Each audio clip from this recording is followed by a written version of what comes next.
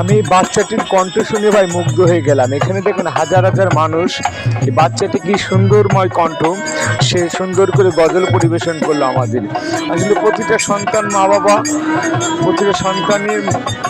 মা বাবা চাই যে আমার সন্তান জীবনে কিছু সাফল্য আনুক।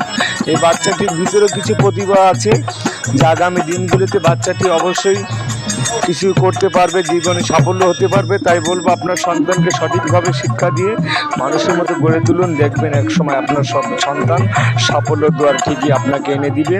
মাশাআল্লাহ, বাচ্চাটির জন্য সবাই দোয়া করবেন যাতে সে আগামী দিনগুলোতে নিজের পায়ে দাঁড়াতে পারে ইনশাল্লাহ। আর ভালোবাসার দোয়া শুভকামনা রইল বাচ্চাটির জন্য সবাই দোয়া করবেন। আসলে মানুষের একটা প্রতিভা দরকার আছে, সেই প্রতিভাটা হাজার হাজার মানুষের সামনে যদি একটা মানুষ গান গায়, সে গান গার কিন্তু একটা মনোবল শক্তির দরকার প্রয়োজন।